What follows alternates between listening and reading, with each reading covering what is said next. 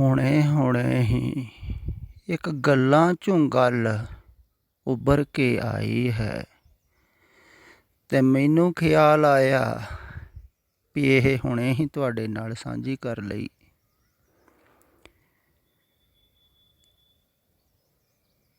ਇਹ ਵੈਸੇ ਹੀ ਹੁੰਦਾ ਹੈ ਜਿਵੇਂ ਨਵੀਂ ਨਵੀਂ ਕਵਿਤਾ ਕਿਸੇ ਕਵੀ ਦੇ ਗਹਿਰੇ ਹਿਰਦੇ 'ਚੋਂ ਪ੍ਰਗਟ ਹੁੰਦੀ ਹੈ ਨਾ, ਤਾਂ ਉਹਨੂੰ ਬੜੀ ਉਤਸੁਕਤਾ ਹੁੰਦੀ ਹੈ ਵੀ ਮੈਂ ਸੁਣਾ ਦੇਵਾਂ। ਇਵੇਂ ਹੀ ਜਦੋਂ ਕਿਸੇ ਰੱਬੀ ਸ਼ਾਇਰ ਨੂੰ ਕੋਈ ਬਾਣੀ ਫੁਰਦੀ ਹੈ, ਜਿਵੇਂ ਬਾਬੇ ਨਾਨਕ ਨੂੰ ਫੁਰਦੀ ਸੀ, ਇੱਦਾਂ ਉਪਦੇਸ਼ ਕਰਦੇ ਕਰਦੇ ਵਿੱਚੋਂ ਗੱਲ ਕਵਿਤਾ ਉੱਭਰਨੀ ਸ਼ੁਰੂ ਹੋ ਜਾਂਦੀ ਤੇ ਮਰਦਾਨੇ ਨੂੰ ਕਹਿੰਦੇ ਰਬਾਬ ਵਜਾ ਵੀ ਹੁਣੇ ਹੁਣੇ ਹੀ ਸੁਣਾ ਦਈਏ। ਤੇ ਜਿਨ੍ਹਾਂ ਨੇ ਉਹ ਤਾਜ਼ੀ ਤਾਜ਼ੀ ਕਵਿਤਾ ਸੁਣੀ ਹੋਵੇਗੀ, ਕਿੰਨੇ ਨਾ ਮੰਤਰ ਮੁਗਧ ਹੋ ਗਏ ਹੋਣਗੇ, ਪਰ ਹੋਈ ਹੋਏ ਹੋਣਗੇ ਨਾ ਜਿਨ੍ਹਾਂ ਨੂੰ ਭਾਵਨਾ ਹੋਵੇਗੀ। ਫਿਰ ਕਵਿਤਾ ਵੀ ਸਾਰਿਆਂ ਨੂੰ ਸਮਝ ਵਿੱਚ ਥੋੜ੍ਹੀ ਆਉਂਦੀ ਹੈ। ਕਵਿਤਾ ਨੂੰ ਸੁਣਨ ਵਾਸਤੇ ਵੀ ਕਵੀ ਦਾ ਹਿਰਦੇ ਚਾਹੀਦਾ ਹੈ, ਇਸ ਕਰਕੇ ਸਾਰੇ ਨਹੀਂ ਪਸੰਦ ਕਰਦੇ। ਸ਼ਾਇਰ ਦਾ ਹਿਰਦੇ ਚਾਹੀਦਾ ਹੈ, ਸ਼ਾਇਰ ਨੂੰ ਸੁਣਨ ਵਾਸਤੇ, ਸਮਝਣ ਵਾਸਤੇ ਵੀ। ਤੇ ਜਿਨ੍ਹਾਂ ਦਾ ਹਿਰਦਾ ਹੋਵੇਗਾ ਸ਼ਾਇਰ ਵਰਗਾ ਪਿਆਰਾ ਕੋਮਲ ਹਿਰਦਾ, ਉਹ ਸੁਣ ਸੁਣ ਕੇ ਗਟਾ ਗਟ ਅੰਮ੍ਰਿਤਮਈ ਬਚਨਾਂ ਨੂੰ ਪੀਂਦੇ ਹੋਣ, ਕਿਉਂਕਿ ਤਾਜ਼ੇ ਤਾਜ਼ੇ ਆ ਰਹੇ ਸਨ। ਇਵੇਂ ਹੀ ਬਾਣੀ ਫੁਰਦੀ ਤੇ ਪਹਿਲਾਂ ਤੇ ਉਹ ਬੋਲਦੇ ਹਨ, ਬਾਅਦ ਦੇ ਵਿੱਚ ਲਿਖੀ ਜਾਂਦੀ, ਫਿਰ ਲਿਖੀ ਜਾਵੇ ਤੇ ਫਿਰ ਉਹਨੂੰ ਹੀ ਗੁਰਬਾਣੀ ਕਹਿੰਦੇ ਹਨ।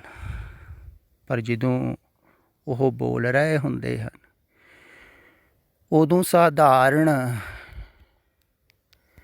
ਲੋਕ ਵੀ ਉਹਨਾਂ ਗੱਲਾਂ ਨੂੰ ਸਾਧਾਰਨ ਸਮਝਦੇ ਹਨ।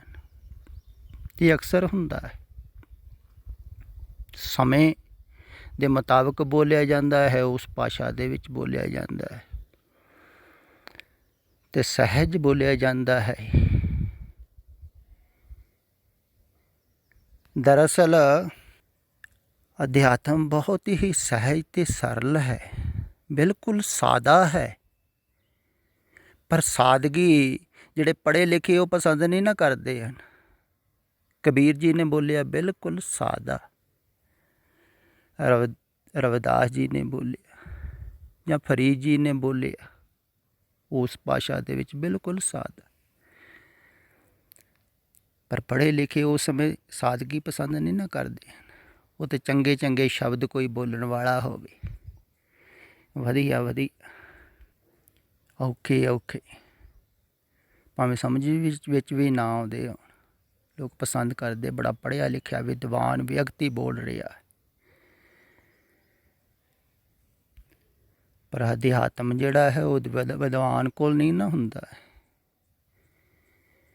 ਅਧਿਆਤਮ ਦਾ ਵਿਦਵਤਾ ਦੇ ਨਾਲ ਕੋਈ ਵੀ ਸੰਬੰਧ ਨਹੀਂ ਹੈ, ਖਿਆਲ ਵਿੱਚ ਰੱਖਿਓ।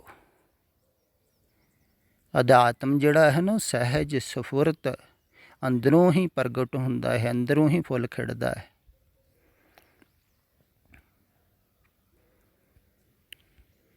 ਬਲਕਿ ਜਿਹੜੇ ਸਾਰੇ ਹੀ ਵਿਦਿਆ ਹੈ ਪੜ੍ਹੀ ਲਿਖੀ ਸੁਣੀ ਸਮਝੀ, ਜਿਹੜਾ ਛੱਡ ਦਿੰਦਾ ਹੈ, ਵਿਦਵਤਾ ਛੱਡ ਦਿੰਦਾ ਹੈ, ਜਿਹੜਾ ਇਹ ਬਾਹਰੀ ਗਿਆਨ ਛੱਡ ਦਿੰਦਾ ਹੈ, ਹੋਸ਼ਾ ਗਿਆਨ, ਕਿਉਂਕਿ ਤੁਸ਼ ਬੁੱਧੀ ਤੋਂ ਪੈਦਾ ਹੋਇਆ ਹੈ ਨਾ, ਤਾਂ ਉਹ ਗਿਆਨ ਬੁੱਧੀ 'ਚ ਥੋੜ੍ਹੀ ਪੈਦਾ ਹੋਣਾ ਹੈ ਜਿਹੜਾ ਅੰਦਰ ਹੈ।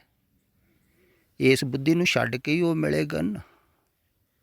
ਤੇਜ਼ ਬੁੱਧੀ ਵਾਲਾ ਤੇ ਵਿਅਰਥ ਹੈ ਨਾ। ਤੇ ਕਈ ਇਸ ਗਿਆਨ ਨੂੰ ਛੱਡਦੇ ਹੀ ਨਹੀਂ ਹਨ, ਉਹ ਅਗਲਿਆਂ ਨੂੰ ਗਾਹਾਂ ਨੂੰ ਉਪਦੇਸ਼ ਕਰੀ ਤੁਰੇ ਜਾਂਦੇ ਹਨ। ਅੱਜ ਸ਼ਾਂਤ ਵੇਲੇ ਵੀ ਇੱਕ ਬਜ਼ੁਰਗ ਆਏ ਸਨ, ਉਹ ਵੀ ਇਹੋ ਹੀ ਕਹਿ ਰਹੇ ਸਨ ਵੀ ਮੈਂ ਕਥਾ ਕਰਦਾ ਹੁੰਦਾ।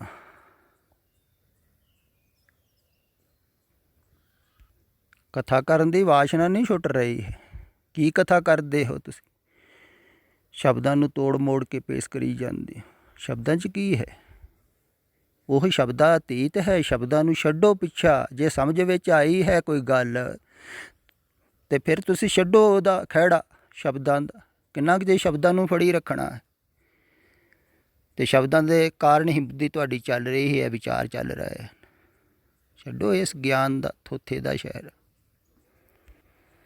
ਅਤੇ ਆਓ ਮੈਂ ਤੁਹਾਨੂੰ ਸਿੱਧੇ ਸਾਦੇ ਸਹਿਜ ਅਲਫਾਜ਼ਾਂ ਦੇ ਵਿੱਚ ਉਹ ਗਹਿਰਾ ਅਧਿਆਤਮ ਸਮਝਾਉਣਾ। ਉਹ ਇਉਂ ਹੋਇਆ ਵੀ ਅੱਜ ਪਵਨ ਕੁਮਾਰ ਦੇ ਨਾਲ ਜਗਮੋਹਨ ਸਿੰਘ ਬੈਠਾ ਹੋਇਆ ਸੀ, ਕੋਈ ਗੱਲ ਚੱਲ ਰਹੀ ਸੀ ਅਤੇ ਕਹਿਣ ਲੱਗਾ ਵੀ ਸਟੇਰਿੰਗ ਅਸੀਂ ਮੋੜਦੇ ਬਹੁਤ ਹਾਂ, ਪਰ ਮੁੜਦਾ ਮੁੜਦਾ ਫਿਰ ਉੱਧਰ ਨੂੰ ਹੀ ਮੁੜ ਜਾਂਦਾ ਹੈ, ਵਾਪਸ ਸੰਸਾਰ ਵੱਲ। ਅਤੇ ਇੱਧਰੋਂ ਸਹਿਜ ਸੁਭਾਏ ਨਿਕਲਿਆ ਵੀ ਕੋਈ ਗੱਲ ਨਹੀਂ, ਅਗਰ ਸਟੇਰਿੰਗ ਤੁਹਾਡਾ ਸੰਸਾਰ ਵੱਲੋਂ ਹੀ ਮੁੜ ਜਾਂਦਾ ਹੈ, ਪਰ ਪਿੱਛੇ ਖਿਆਲ ਰੱਖੋ ਮੈਂ ਪਿੱਛੇ ਤੁਹਾਨੂੰ ਹੱਥ ਕਰ ਰਿਹਾ ਹਾਂ ਆਪਣੇ ਵੱਲ ਨੂੰ ਆਉਣ ਵਾਸਤੇ। ਜਿਵੇਂ ਕੋਈ ਗੱਡੀ ਬੈਕ ਕਰਾ ਰਿਹਾ ਹੁੰਦਾ ਹੈ ਨਾ, ਕਹਿੰਦਾ ਹੈ ਆਉਣ ਦਿਓ ਆਉਣ ਦਿਓ ਆਉਣ ਦਿਓ, ਪਰ ਤੁਸੀਂ ਬੈਕ ਆਉਣ ਦਿਓ। ਅਗਰ ਨਹੀਂ ਵੀ ਮੁੜ ਰਿਹਾ ਹੈ ਸਟੇਰਿੰਗ ਤਾਂ ਕੋਈ ਗੱਲ ਨਹੀਂ ਹੈ, ਤੁਸੀਂ ਰਿਵਰਸ ਗੇਅਰ ਪਾ ਲਓ ਸੰਸਾਰ ਵੱਲ ਨੂੰ ਵਾਪਸ, ਅਤੇ ਆਉਣ ਦਿਓ, ਡਰੋ ਨਾ। ਕਿਉਂਕਿ ਬੈਕ ਕਰਨ ਤੋਂ, ਰਿਵਰਸ ਕਰਨ ਤੋਂ ਗੱਡੀ ਆਦਮੀ ਡਰਦਾ ਹੈ ਵੀ ਪਿੱਛੇ ਖਾਈ ਨਾ ਹੋਵੇ। ਦਿਖਦਾ ਤਾਂ ਹੈ ਨਹੀਂ ਪਿਛਲਾ ਪਾਸਾ। ਜਿਵੇਂ ਕੋਈ ਖੜ੍ਹਾ ਹੁੰਦਾ ਹੈ ਨਾ ਹਨੇਰੇ ਦੇ ਵਿੱਚ, ਪਿੱਛੇ ਕੁਛ ਦਿਖਦਾ ਨਹੀਂ ਹੈ, ਲਾਈਟਾਂ ਵੀ ਕੰਮ ਨਹੀਂ ਕਰ ਰਹੀਆਂ ਹਨ ਪਿਛਲੀਆਂ ਬਹੁਤੀ, ਹੈ ਹੀ ਨਹੀਂ ਅਜੇ। ਤਾਂ ਵੀ ਜਿਹੜਾ ਕਹਿਣ ਵਾਲਾ ਹੈ ਉਹਦੇ ਭਰੋਸੇ ਆਦਮੀ ਗੱਡੀ ਬੈਕ ਕਰਦਾ ਹੈ ਵੀ ਇਹ ਜਿੰਨਾ ਕਹਿ ਰਿਹਾ ਠੀਕ ਕਹਿੰਦਾ ਹੋਵੇਗਾ। ਭਰੋਸਾ, ਵਿਸ਼ਵਾਸ। ਅਗਰ ਉਹਨੂੰ ਵਿਸ਼ਵਾਸ ਨਾ ਹੋਵੇ ਜਿਹੜਾ ਬੈਕ ਕਰਾ ਰਿਹਾ ਹੈ, ਪਤਾ ਨਹੀਂ ਕੌਣ ਹੈ, ਵੀ ਹੋ ਸਕਦਾ ਮੈਨੂੰ ਮਾਰਨ ਦੀ ਕੋਸ਼ਿਸ਼ ਕਰ ਰਿਹਾ ਹੋਵੇ, ਗੱਡੀ ਨੂੰ ਸੁੱਟਣ ਦੀ ਕੋਸ਼ਿਸ਼ ਕਰ ਰਿਹਾ ਹੋਵੇ, ਅਤੇ ਫਿਰ ਤਾਂ ਨਹੀਂ ਉਹ ਬੈਕ ਕਰੇਗਾ। ਅਗਰ ਉਹਦਾ ਆਪਣਾ ਹੋਇਆ, ਗਹਿਰਾ ਪ੍ਰੇਮ ਹੋਇਆ ਜਿਹਦੇ ਨਾਲ ਉਹਦਾ, ਤਾਂ ਉਹਦੇ 'ਤੇ ਉਹ ਪੂਰਾ ਭਰੋਸਾ ਕਰੇਗਾ ਵੀ ਜਿੰਨੀ ਕਹਿੰਦਾ ਕਰ ਦਿਓ ਬੈਕ, ਕੋਈ ਗੱਲ ਹੀ ਨਹੀਂ। ਆਪਣਾ ਹੈ, ਆਪਣੇ 'ਤੇ ਭਰੋਸਾ ਆਉਂਦਾ।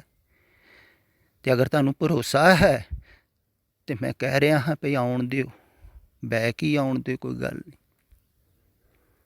ਡਰੋ ਨਾ, ਆਉਣ ਦਿਓ ਬੈਕ।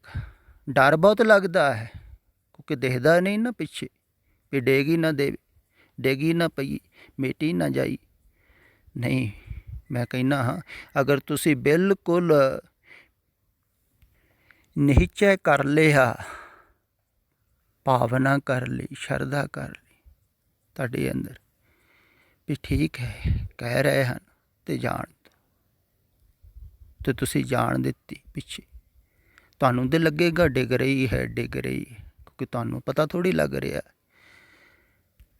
ਜ਼ਿਆਦਾਤਰ ਸਾਧਕਾਂ ਨੂੰ ਇਉਂ ਲੱਗਦਾ ਹੈ ਵੀ ਜਿਵੇਂ ਕਹਿ ਰਹੇ ਹਨ ਵੀ ਇਵੇਂ ਬਹੁਤ ਖਤਰਾ ਹੈ, ਸਭ ਕੁਛ ਛੁੱਟ ਜਾਵੇਗਾ, ਡਰ ਹੈ ਨਾ, ਡਿੱਗ ਪਵਾਂਗੇ, ਮਿਟ ਜਾਵਾਂਗੇ। ਪਰ ਜਿਹਨੂੰ ਸ਼ਰਧਾ ਹੋਵੇਗੀ, ਭਾਵਨਾ ਹੋਵੇਗੀ, ਉਹ ਕਹੂਗਾ ਕੋਈ ਗੱਲ ਨਹੀਂ ਮਿਟ ਵੀ ਜਾਵਾਂਗੇ ਨਾ, ਅਤੇ ਇਹਦੇ ਹੱਥੋਂ ਮਿਟੇਂਗੇ ਨਾ, ਜਿਹੜਾ ਇੰਨਾ ਪਿਆਰਾ ਬੰਦਾ। ਅਤੇ ਜਿਹੜਾ ਇਸ ਗਹਿਰੇ ਪ੍ਰੇਮ ਨੂੰ ਸਮਝੇਗਾ ਉਹ ਫਿਰ ਆਉਣ ਦੇਵੇਗਾ, ਉਹ ਫਿਰ ਮਿਟਣ ਨੂੰ ਤਿਆਰ ਹੋ ਜਾਵੇਗਾ। ਉਹ ਫਿਰ ਡਿੱਗਣ ਨੂੰ ਤਿਆਰ ਹੋ ਜਾਵੇ, ਉਹ ਫਿਰ ਆਉਣ ਦੇਵੇਗਾ ਬੈਕ ਪਿੱਛੇ। ਜਦੋਂ ਕੋਈ ਬਿਲਕੁਲ ਗੱਡੀ ਸੁੱਟਣ ਨੂੰ ਤਿਆਰ ਹੋ ਜਾਵੇਗਾ ਵੀ ਠੀਕ ਹੈ, ਕਰ ਹੀ ਦੇਣੀ ਇਹਦੇ ਸਹਾਰੇ ਬੈਕ, ਅੱਖਾਂ ਬੰਦ ਕਰਕੇ ਤੇ ਉਹ ਪਿੱਛੇ ਰੋੜ ਦੇਵੇਗਾ ਗੱਡੀ ਨੂੰ, ਤੇ ਉਹਦੇ ਭਾਣੇ ਤੇ ਉਹ ਗੱਡੀ ਡਿੱਗੇਗੀ। ਤੇ ਜਦੋਂ ਡਿੱਗੇਗੀ ਨਾ, ਡਿੱਗ ਪਵੇਗੀ ਜਦੋਂ, ਫਿਰ ਉਹ ਜਾਣੇਗਾ ਵੀ ਇੱਥੇ ਖਾਈ ਕਿਤੇ ਵੀ ਨਹੀਂ ਹੈ, ਇੱਥੇ ਕੋਈ ਡਿੱਗ ਨਹੀਂ ਸਕਦਾ, ਡਿੱਗਣ ਨੂੰ ਕਿਤੇ ਜਗ੍ਹਾ ਨਹੀਂ, ਸਭ ਪਰਮਾਤਮਾ, ਤੇ ਪਰਮਾਤਮਾ ਦੇ ਵਿੱਚ ਡਿੱਗੇਗਾ, ਉਹ ਪਰਮਾਤਮਾ ਦੀ ਗੋਦੀ 'ਚ ਡਿੱਗੇਗਾ। ਫਿਰ ਹੀ ਹੋ ਜਾਣੇਗਾ ਵੀ ਜਿਹੜਾ ਕਹਿ ਰਿਹਾ ਸੀ ਵੀ ਆਉਣ ਦਿਓ ਆਉਣ ਦਿਓ, ਉੱਤੇ ਅਸੀਂ ਭਰੋਸਾ ਕੀਤਾ, ਸ਼ਰਧਾ ਕੀਤੀ, ਤਾਂ ਉਹਦਾ ਫਲ ਕੀ ਮਿਲਿਆ? ਪਰਮਾਤਮਾ। ਤੁਛ ਨੂੰ ਛੱਡਿਆ, ਵਿਰਾਟ ਨੂੰ ਪਾ ਲਿਆ। ਕਰੋੜਾਂ ਬ੍ਰਹਿਮੰਡਾਂ ਦੇ ਮਾਲਕ ਨੂੰ, ਸਮਰਾਟ ਨੂੰ ਪਾ ਲਿਆ। ਸਮਰਾਟ ਦੀ ਗੱਦੀ 'ਚ ਚੱਲੇਗੀ, ਫਿਰ ਚਿੰਤਾ ਹੀ ਨਹੀਂ ਰਹੀ। ਚਿੰਤਾ ਉਦੋਂ ਜਾਂਦੀ ਹੈ ਜਦੋਂ ਮੈਂ ਚਲੇ ਜਾਂਦੀ। ਪਹਿਲਾਂ ਮੈਂ ਜਾਵੇਗੀ, ਹਾਂ ਮੈਂ ਦੀਰਘ ਰੋਗ, ਇਹ ਜਾਵੇਗਾ, ਫਿਰ ਚਿੰਤਾ ਜਾਵੇਗੀ। ਦੇਖੋ ਚਿੰਤਾ ਰੋਗ ਹੈ, ਤੇ ਰੋਗ 'ਚ ਆਦਮੀ ਜੀਂਦਾ, ਤੇ ਉਹ ਰੋਗ ਮੁਕਤ ਵੀ ਕਰ ਦਿੰਦੇ, ਉਹ ਸਵਸਥ ਵੀ ਕਰ ਦਿੰਦੇ। ਉਹ ਐਸਾ ਸਵਸਥ ਕਰਦੇ ਹੈ ਵੀ ਦੁਬਾਰਾ ਬਿਮਾਰ ਹੀ ਨਹੀਂ ਹੁੰਦਾ, ਕੋਈ ਜਨਮ ਮਰਨ ਦਾ ਹੀ ਗੇੜ ਖਤਮ ਹੋ ਜਾਂਦਾ।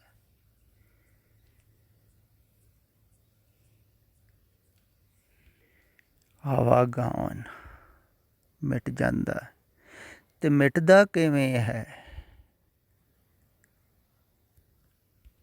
ਜਿਹੜਾ ਆਵਾਗਮਨ ਦੇ ਵਿੱਚ ਰੱਖ ਰਿਹਾ ਹੈ ਉਹਨੂੰ ਛੱਡ ਕੇ। ਸੰਸਾਰ ਤੁਹਾਨੂੰ ਆਵਾਗਮਨ ਦੇ ਵਿੱਚ ਰੱਖਦਾ ਹੈ, ਮਰਨ ਜਨਮ ਦੇ ਵਿੱਚ ਕੌਣ ਰੱਖਦਾ ਹੈ? ਸੰਸਾਰ ਰੱਖਦਾ ਹੈ। ਸੰਸਾਰ ਮਰ ਰਿਹਾ ਹੈ, ਆਵਾਗਮਨ ਕਿਹਾ ਹੈ ਨਾ ਇਹਨੂੰ, ਮਿਟ ਰਿਹਾ ਹੈ, ਚੱਲ ਰਿਹਾ ਹੈ। ਜਿਵੇਂ ਧਰਤੀ ਘੁੰਮ ਰਹੀ ਹੈ ਤੇ ਨਾਲ ਨਾਲ ਮਿਟ ਵੀ ਰਹੀ ਹੈ ਨਾ, ਇਹਦੀ ਵੀ ਉਮਰ ਹੈ ਨਾ। ਸੂਰਜ ਦੀ ਵੀ ਵਿਗਿਆਨਿਕ ਕਹਿੰਦੇ ਉਮਰ ਹੈ। ਹਾਂ, ਇਹਨਾਂ ਦੀਆਂ ਉਮਰਾਂ ਕਰੋੜਾਂ ਸਾਲ ਹੁੰਦੀਆਂ ਹਨ, ਅਰਬਾਂ ਸਾਲ ਵੀ ਹੁੰਦੀਆਂ ਹਨ, ਲੰਬੀ ਉਮਰ ਹੈ। ਪਰ ਮਿਟਣ ਵੱਲ ਨੂੰ ਤਾਂ ਹਰ ਇੱਕ ਜਾ ਹੀ ਰਿਹਾ ਹੈ ਨਾ। ਜਿਹੜਾ ਵੀ ਪੈਦਾ ਹੋਇਆ ਉਹਨੇ ਮਿਟਣ ਵੱਲ ਨੂੰ ਜਾਣਾ ਹੀ ਜਾਣਾ। ਉਮਰ ਲੰਮੀ ਹੋ ਸਕਦੀ ਤੇ ਮਿਟ ਰਿਹਾ ਹੈ, ਮਰਨ ਧਰਮਾ ਹੈ, ਚੱਲ ਰਿਹਾ ਹੈ, ਤੇ ਚੱਲ ਰਹੇ ਵੱਲੋਂ, ਮਿਟ ਰਹੇ ਵੱਲੋਂ ਧਿਆਨ ਨਹੀਂ ਹਟ ਰਿਹਾ ਹੈ। ਮੁੱਖ ਸੰਸਾਰ ਵੱਲੋਂ ਹੈ, ਸਟੇਰਿੰਗ ਸੰਸਾਰ ਵੱਲ ਨੂੰ ਹੈ, ਮੂੰਹ ਸੰਸਾਰ ਵੱਲ ਨੂੰ ਹੈ ਗੱਡੀ ਦੇ, ਇਹੋ ਹੀ ਹੈ। ਕ੍ਰਿਸ਼ਨ ਨੇ ਤਾਂ ਗੱਡੀ ਆਪ ਚਲਾਈ ਸੀ ਨਾ ਅਰਜਨ ਨੂੰ ਸੰਸਾਰ ਵਿੱਚੋਂ ਕੱਢਣ ਵਾਸਤੇ, ਯੁੱਧ ਵਿੱਚੋਂ ਕੱਢਣ ਵਾਸਤੇ ਨਹੀਂ। ਸੰਸਾਰ ਹੀ ਇੱਕ ਯੁੱਧ ਹੈ, ਉਹਦੇ ਵਿੱਚੋਂ ਕੱਢਣ ਵਾਸਤੇ ਅਰਜਨ ਦਾ ਰਥਵਾਹੀ ਬਣਿਆ ਸੀ ਕ੍ਰਿਸ਼ਨ, ਭਾਵ ਕਿ ਡਰਾਈਵਰ ਬਣ ਕੇ ਉਹਨੂੰ ਪਿੱਛੇ ਬਿਠਾ ਕੇ ਕੱਢ ਲਏ। ਪਰ ਮੈਂ ਕਹਿ ਰਿਹਾ ਹਾਂ ਵੀ ਮੈਨੂੰ ਡਰਾਈਵਰ ਬਣਨ ਦੀ ਲੋੜ ਨਹੀਂ ਹੈ। ਮੈਂ ਕਹਿੰਦਾ ਹਾਂ ਡਰਾਈਵਰ ਤੁਸੀਂ ਹੀ ਰਹੋ, ਬਸ ਇਹ ਜੋ ਜ਼ਿੰਦਗੀ ਦੀ ਗੱਡੀ ਹੈ ਨਾ, ਜੀਵਨ ਦੀ ਗੱਡੀ,